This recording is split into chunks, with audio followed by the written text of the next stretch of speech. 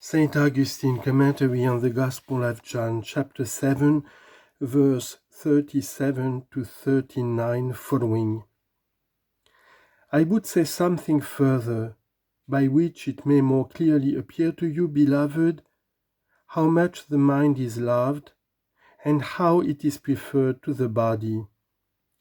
Those wanton lovers even, who delight in beauty of bodies, and are charmed by shapeliness of limbs, love the more when they are loved. For when a man loves and finds that he is regarded with hatred, he feels more anger than liking. Why does he feel anger rather than liking? Because the love that he bestows is not given him in return. If therefore even the lovers of bodies desire to be loved in return, and this delights them more when they are loved, what shall we say of the lovers of minds? And if the lovers of minds are great, what shall we say of the lovers of God, who makes minds beautiful? For as the mind gives grace to the body, so it is God that gives grace to the mind. For it is only the mind that causes that in the body by which it is loved. When the mind has left it, it is a corpse, at which you have a horror. And how much soever you may have loved its beautiful limbs, you make haste to bury it. Hence the ornament of the body is the mind, the ornament of the mind is God.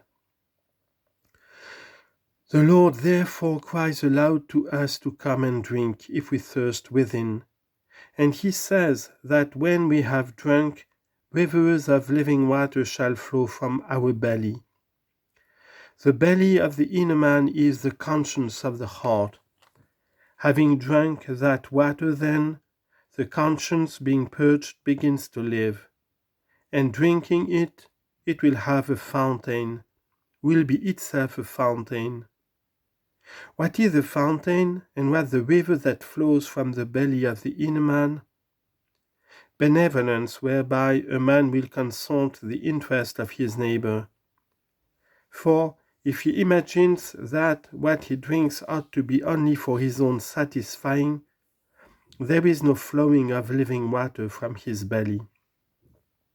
But if he is sick to consult for the good of his neighbor, then he becomes not dry, because there is a flowing. We will now see what it is that they drink who believe in the Lord, because we surely are Christians, and if we believe, we drink. And it is every man's duty to know in himself whether or not he drinks, and whether he lives by what he drinks. For the fountain does not forsake us, if we forsake not the fountain. The evangelist explained, as I have said, whereof the Lord had cried out, to what kind of drink he had invited, what he had procured for them to drink, saying, But this spoke he of the Spirit, which they have believed on him should receive. For the Spirit was not yet given, because Jesus was not yet glorified. What Spirit does he speak of, if not the Holy Spirit? For every man has in himself a spirit of his own, of which I spoke when I was commending to you the consideration of the mind. For every man's mind in his own spirit, of which the Apostle says, For what man knows the things of a man but the spirit of the man which is in himself? And then he added, So also the things of God knows no man but the Spirit of God. 1 Corinthians chapter 2, verse 11. None knows the things that are ours but our own spirit. I indeed do not know what are your thoughts, nor do you know what are mine. For those things which we think within are our own, peculiar to ourselves, and his own Spirit is the witness of every man's thoughts. So also the things of God knows no man but the Spirit of God. We with our spirit, God with his. So, however, that God with his Spirit knows also what goes on within us, but we are not able, without his own Spirit, to know what takes place in God. God, however, knows in us even what we know not in ourselves. For Peter did not know his own weakness when he heard from the Lord that he would deny him thrice. The sick man was ignorant of his own condition. The physician knew him to be sick. There are then certain things which God knows in us, while we ourselves know them not. So far, however, as belongs to man, no man knows a man as he does himself. Another does not know what is going on within him, but his own Spirit knows it. But on receiving the Spirit of God, we learn also what takes place in God, not the whole, for we have not received the whole. We know many things from the pledge, for we have received the pledge, and the fullness of this pledge shall be given hereafter. Meanwhile, let the pledge console us in our pilgrimage here, because he who has condescended to bind himself to us by a pledge is prepared to give us much. If such is the token, what must that be of which it is the token? But what is meant by this which he says, for the Spirit was not yet given, because Jesus was not yet glorified? He is understood to say this in a sense that is evident. For the meaning is not that the Spirit of God, which was with God, was not in being, but was not yet in them who had believed on Jesus. For thus the Lord Jesus disposed not to give them the Spirit of which we speak, until after his resurrection, and this not without a cause. And perhaps if we inquire, he will favor us to find, and if we knock, he will open for us to enter. Piety knocks, not the hand, though the hand also knocks, if it sees not from works of mercy. What then is the cause why the Lord Jesus Christ determined not to give the Holy Spirit until he should be glorified?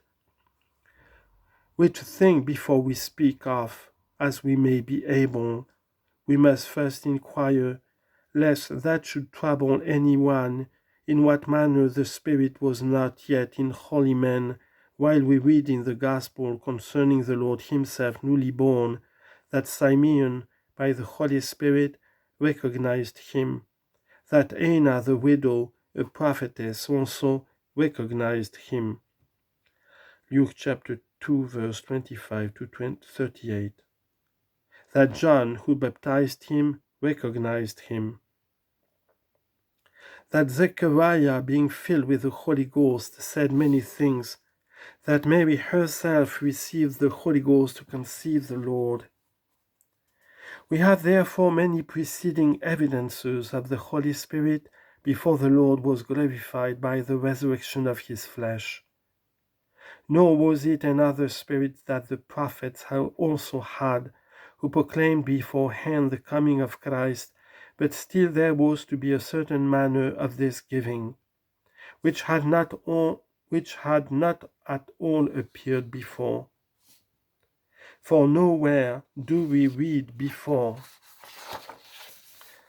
this, that men being gathered together had, by receiving the Holy Ghost, spoken in the tongues of all nations. But after his resurrection, when he first appeared to his disciples, he said to them, Receive you the Holy Ghost.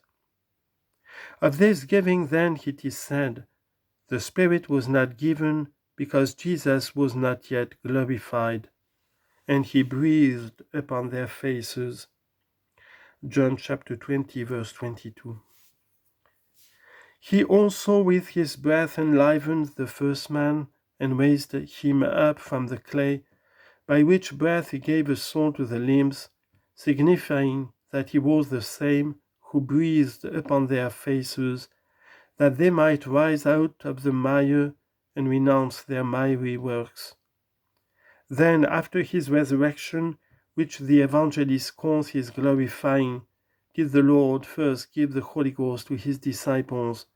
Then, having tarried with them 40 days, as the book of the Acts of the Apostles shows, while they were seeing him and companying with him, he ascended into heaven in their sight. There, at the end of 10 days, on the day of Pentecost, he sent the Holy Ghost from above, which having received, they who had been gathered together in one place, as I have said, being filled withal, spoke in the tongues of all nations.